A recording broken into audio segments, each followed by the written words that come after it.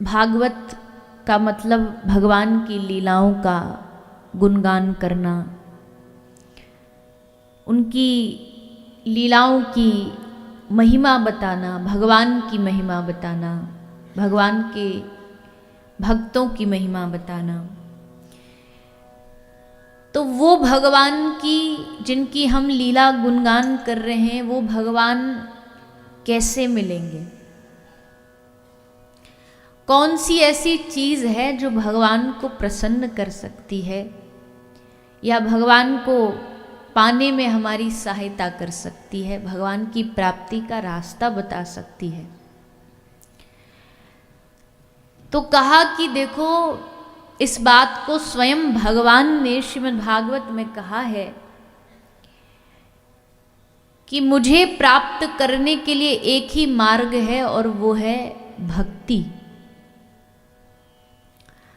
भगवान चाहते तो कुछ और भी बोल सकते थे, कोई दूसरा रास्ता बता सकते थे, तपस्या,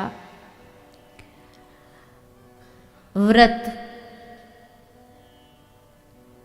आदि आदि, पर भगवान ने कहा कि मुझे प्राप्त करने के लिए सबसे मूल साधन कोई है जिससे मैं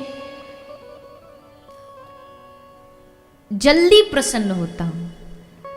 अब आप कहीं किसी व्यक्ति के घर भोजन पाने जाएं, भोजन प्रसादी लेने जाएं, अब वो अपनी मर्जी से जो बनाना चाहे बना दे, पेट तो भर ही जाएगा, जो भी वो खिलाना चाहे खिला दे। पर एक अगर आपकी मनपसंद चीज बनाए तो पेट भी भरेगा और मन भी भरेगा, जीभ को स्वाद भी आएगा, अच्छा लगेगा, सुंदर लगेगा, मन करेगा और खाएं और पाएं। क्यों? क्योंकि हमारी मनपसंद चीज उसने बनाई। तो वैसे ही भगवान को पाने के तो सभी रास्ते हैं। भगवान तपस्या से भी मिलते हैं, यज्ञ से भी मिलते हैं, दान से भी मिलते हैं, व्रत से भी मिलते हैं, सब चीजों को मिला के। पर भगवान को पसंद क्या है? तो भगवान ने कहा मुझको पसंद प्रिय चीज है भक्ति। ऋषिकेश सेवनम भक्ति रुच्यते।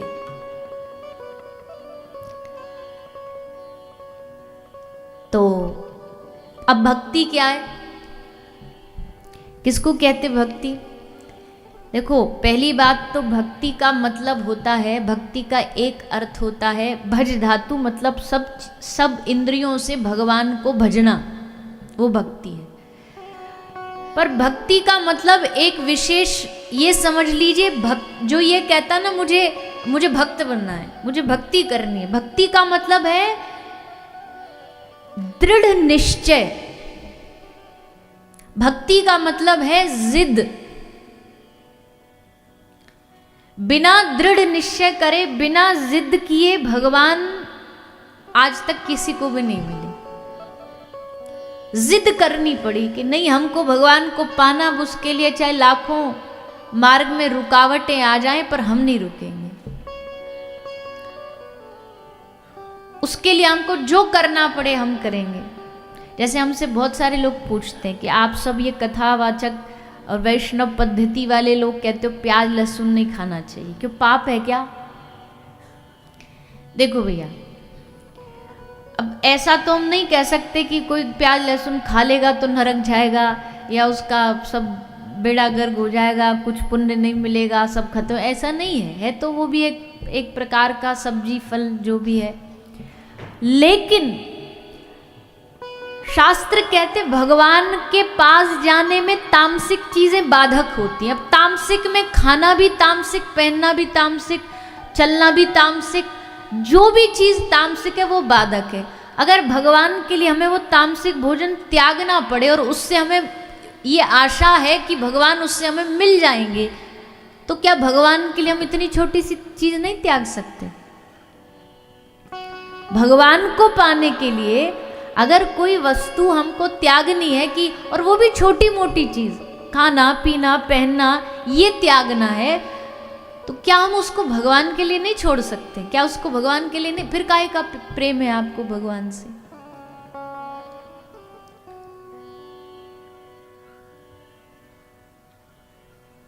इश्क हो या जंग हो, मजबूत होना चाहिए।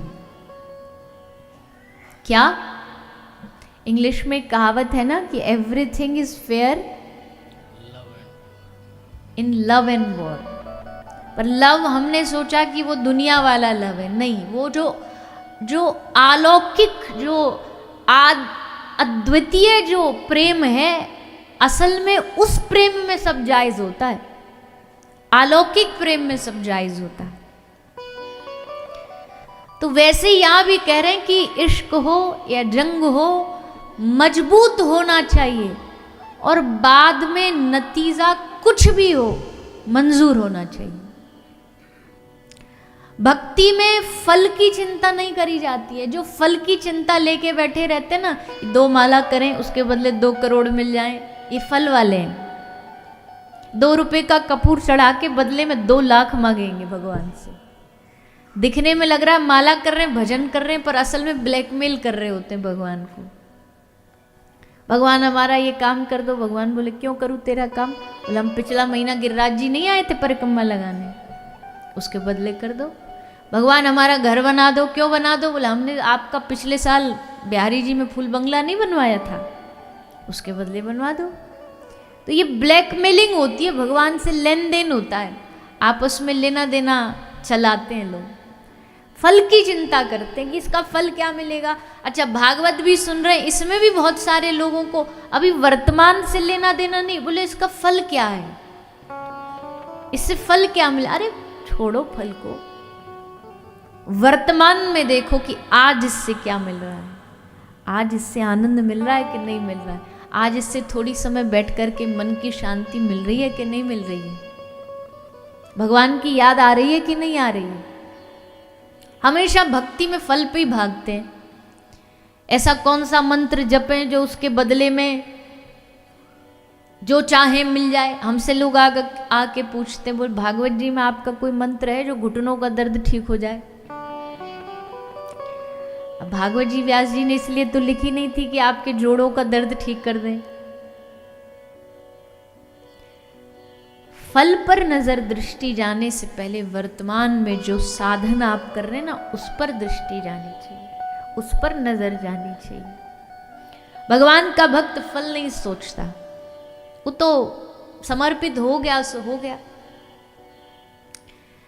आगे आप कथा सुनेंगे श्री प्रहलाद जी महाराज की। कैसी भक्ति थी प्रहलाद जी की। प्रहलाद जी को भी अगर हम कहें ना, प्रहलाद जी का अगर कोई पर्यायवाची नाम होना चाहिए तो वो यही होना चाहिए, दृढ़ निश्चय। ऐसा समर्पण, अनकंडीशनल सरेंडर। समर्पण तो बहुत सारे लोग और भी करते हैं, पर उनमें कुछ ना कुछ कंडीशन होती है, पर ये है अनकंडीशनल सरेंडर। अनकंडीशनल सरेंडर का मतलब है कि जाही विधि राखे राम,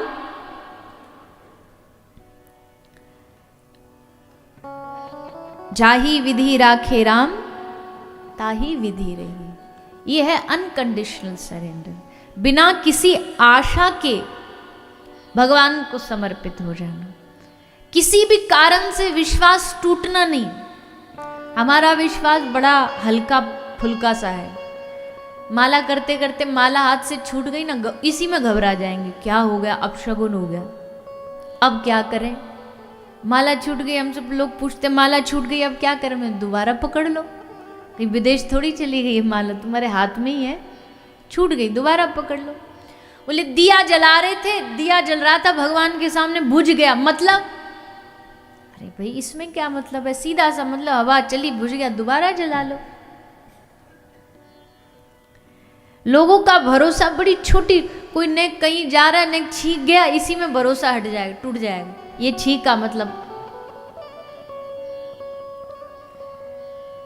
और कुछ ये भरोसा, ये जो चाहने वाली भक्ति जो कुछ थोड़ी सिखाई है ना, ये इन सिनेमा वालों ने भी सिखाई है। ये सीरियल वाले जो होते हैं ना, ये माताएं जो रात को चला के बैठ जाती हैं खोल करके, उनमें क्या दिखा रहे होते हैं, वो पति देव हॉस्पिटलाइज्ड है, पड़ा है आईसीयू में, वो जो स्ट्रेट लाइन आती है ना, वो सीधी वाली, वो टो टो टो टो करता रहता है जो, उसमें जो एकदम स्ट्रेट वाली लाइन वो चल रही होती है, और फिर वो भागी भागी जाती है देवी मैया के दरबार में।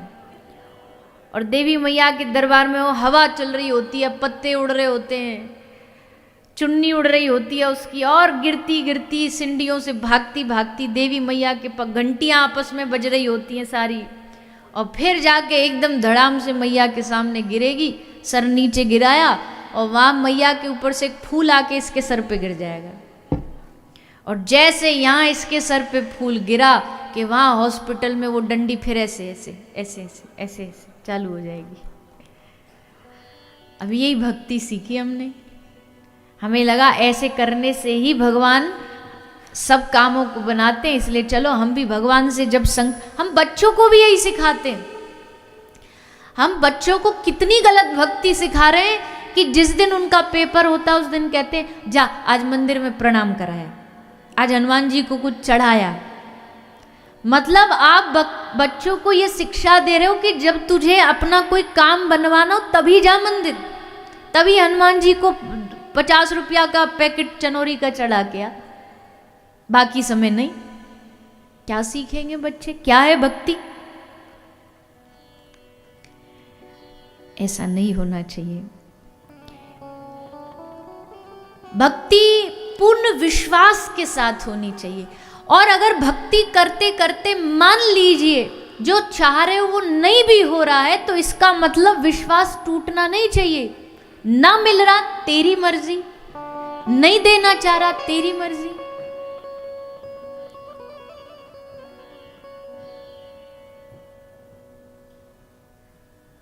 भगवान कहते जो समर्पित भक्त मेरे पास होता है ना, एक महाभारत के एक भाष्यकार हुए,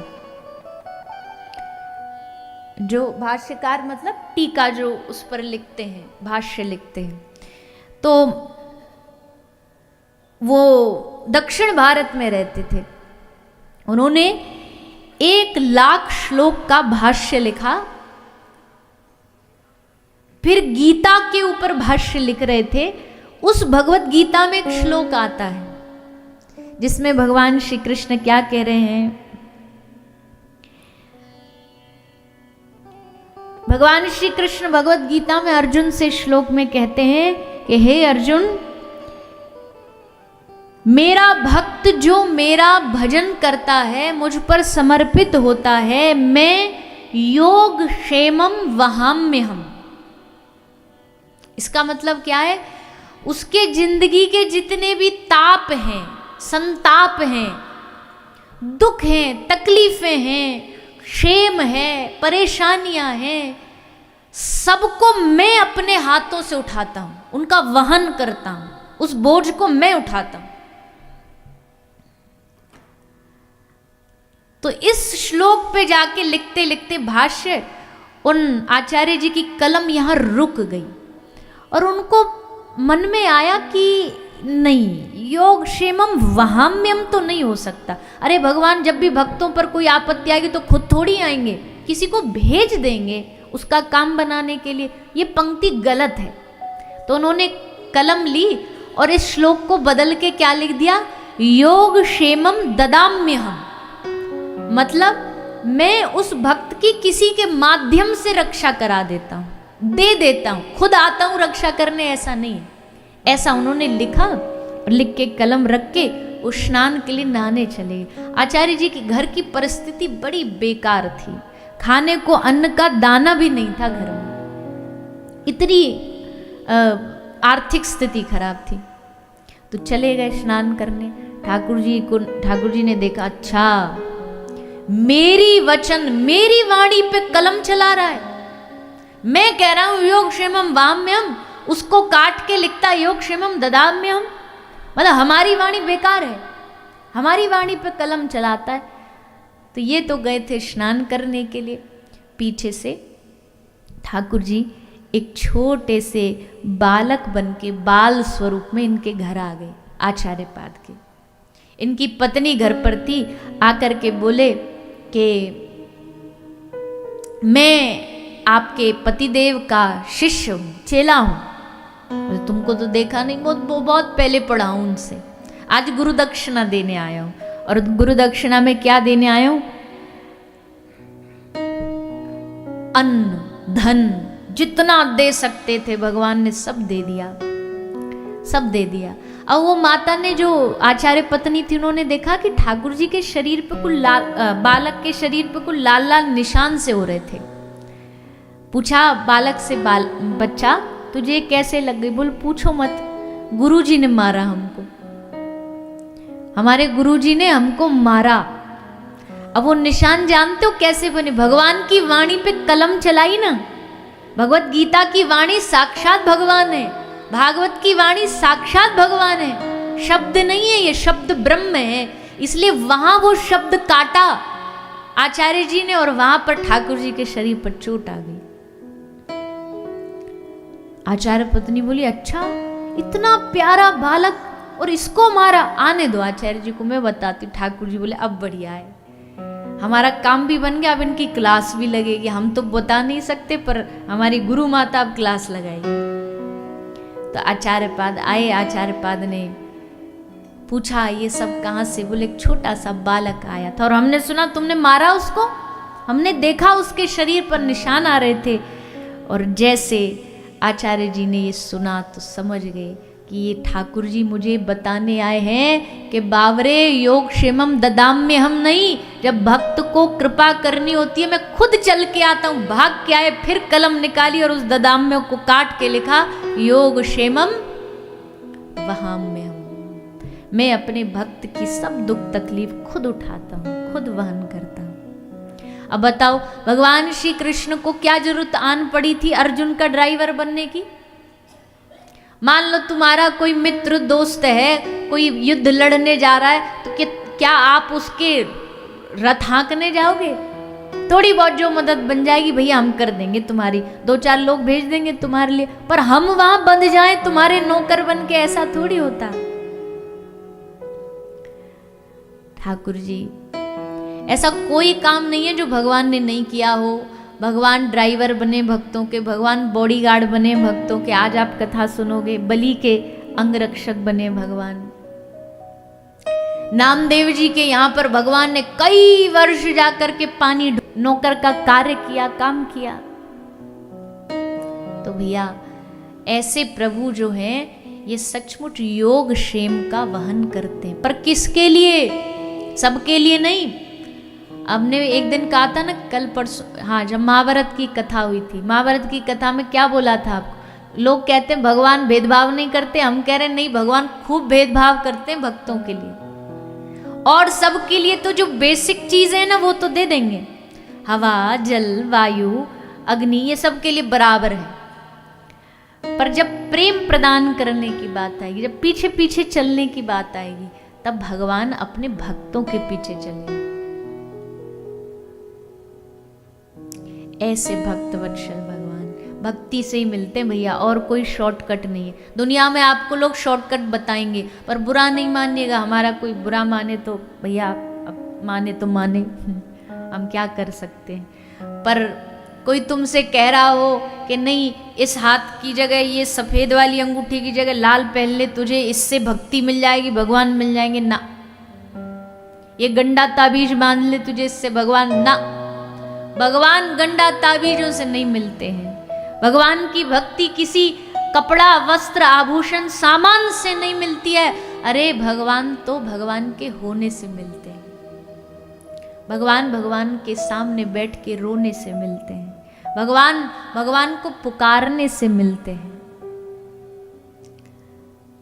बोले ये तो कलयुग चल रहा है, इस कलयुग में भगवान थोड़ी ना मिल जाते हैं। बोले क्यों नहीं मिलते? मीराबाई कौन से युग की थी? बोलिए ना, थोड़ा तो सहायता करा करो बीच में। कौन से युग की थी मीराबाई? कलयुग की थी ना। तो कलयुग में भगवान नहीं मिलते? ज्ञानदेव जी, चतुर्भुज दास जी, कुंभन दास जी, सूरदास जी, तुलसीदास जी,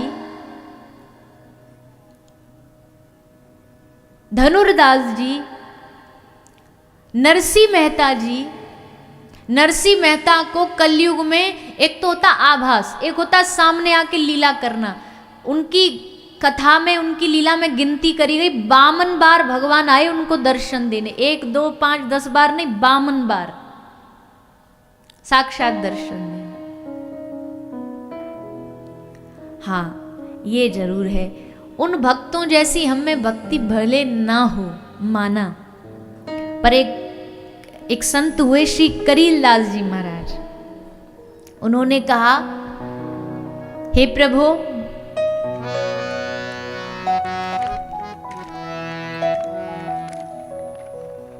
मीरा या शबरी जैसा पाया हृदय ना मैंने, दर पर तुम्हारे आया, ठुकराओ या उठा लो, दर पर तुम्हारे आया, ठुकराओ या उठा। बड़ा सुंदर भाव है भजन में। दर पे तुम्हारे आ गए, अपना लो, स्वीकार करो या भगा दो, मर्जी तुम्हारी। हाँ, अगली लाइन में बड़ी चतुरता से कह दिया कि करुणा के सिंधु मालिक अपनी विरद बचा लो। बोले तुम्हारी इज्जत तुम जानो, अगर तुम्हें बचाना बचा लो, ठुकराना ठुका लो, पर विरद बचा लो से ये कह दिया कि प्रभु ठुकराओगे तो कहीं ना कहीं तुम्हारी लाज जाएगी, हमारा कुछ ना बिगड़ेगा, तुम्हारी लाज जाएगी। करुणा के सिंधु मालिक अपनी विरद बचा लो, करुणा के सिंधु मालिक अपनी। दिन रात अपना अपना करके बहुत ठगाया, सारी दुनिया ने हमें अपना अपना कह के खूब ठगा, खूब ठगा। कभी रिश्तों के नाम पे ठगा, कभी वस्तु के नाम पे ठगा, लेकिन कोई हुआ ना अपना। सारा जीवन भी निकल जाए तो भी यहाँ कोई अपना नहीं हो सकता। इसलिए हे नाथ, कोई हुआ ना अपना, अब अपना हमें बना लो, क्योंकि आप अपने बन गए तो फिर संसार में किसी की आवश्यकता पड़ती नहीं है, ज़रूरत पड़ती नहीं है। इसलिए बस याद अपनी दे दो, सब कुछ भले ही ले लो। ये घाटे का सौदा नहीं है कि सारी चीज लेके भगवान अगर अपनी याद दे देना तो ये बड़े मुनाफे का सौदा है। भगवान की याद ऐसे ही नहीं मिलती है, आसानी से नहीं मिलती है। सारा ब्रह्मांड का सुख दे के भी अगर भगवान की याद मिल जाए ना, तो भी उसके बराबर कोई सुख ही नहीं है। जहाँ भगवान की याद है उसके बराबर कोई आनंद ही दुनिया में नहीं है। सोचो आप, 2-5 मिनट भी जब आपका मन भगवान से जुड़ता तो कितनी शांति का अनुभव होता है। कभी अगर आप भगवान के सामने बैठ के अगर आप रोए हों, उस रोने के बाद आप देखो आपका हृदय कैसे एकदम खाली, हल्का, आनंद, और उस आनंद का कोई वर्णन कर ही नहीं सकता। इसलिए सब कुछ भले ही ले लो, बस याद अपनी दे दो। ऐसे प्रभु बोले, मीरा या शबरी जैसा पाया हृदय न मैंने। भक्ति कर तो रहे हम, पर अगर भगवान हमें बराबरी करने लगे, बता तेरे पास दिल है मीरा बाई जैसा? बोला ना, हम तो चरणों की धूल भी नहीं बन सकते उनकी। शबरी जैसा हम में कहाँ विश्वास है, बताओ? है कोई दुनिया में ऐसा बैठा जो रोज सुबह उठ करके बुहारी लगा के कहता, आज मेरे प्रभु पधारेंगे, आज मेरे ठाकुर जी आएंगे, आज फल लेकर के आके बैठ गई, पता नहीं कब आ जाए राम, और कब आ जाए और देखें कि घर में कोई खाने की व्यवस्था ही नहीं, लौट नहीं जाए कहीं। रोज बेर लेकर के, फल लेकर के आ जाती हैं ठाकुर जी के लिए। इतनी प्रतीक्षा है हम में? हमारी तो महीना भर माला करके इच्छा पूरी नहीं होती तो हम मंत्र बदल देते हैं। एक महीना तो मैंने बड़ी लंबी बात कर दी। एक माला करके अगर फल नहीं मिलता तो तुरंत गुरु चेंज, तुरंत मंदिर चेंज। देवता चेंज 33 करोड़ हैं, कमी थोड़ी है। ये वाला सूट नहीं कर रहा, दूसरा पकड़ लो, दूसरा नहीं तीसरा पकड़ लो, ऐसे ही भटकते रहते हैं। आज इस डाली कल उस डाली, बानर जैसे यहाँ से वहाँ फुदकते ही रहते हैं। सोमवार आया तो शंकर जी के हो गए, मंगल आया तो हनुमान जी के हो गए, शनि तक पहुँचते पहुँचते शनि देवता के हो जाते हैं। बात की महत्व को समझिएगा। हम ये नहीं कह रहे किसी देवता का अपमान करना है, ये बात को गलत लेंगे तो गलत चली जाएगी। हम ये कह रहे हैं कि भले कोई मिल गया दिख गया प्रणाम कर लो, सम्मान कर दो, आदर दे दो, पर हृदय में और चित्त में तो एक ही बसा होना चाहिए। छोटा सा दिल है, इस दिल में कितनों को बिठाएंगे? एक ठाकुर जी बैठेंगे तो एक साधे सब सदे, सब अपने आप सज जाएंगे। इसलिए ये टॉपिक प्रसंग थोड़ा ने गंभीर है, पर इसके लिए गुरु का सहारा लेना चाहिए और फिर गुरु जिस प्रकार मार्गदर्शन करे उस हिसाब से चलना चाहिए। तो भगवान के अनेकानेक भक्त हुए हैं, उनमें से एक भक्त ध्रुव जी, कल आपने सुना।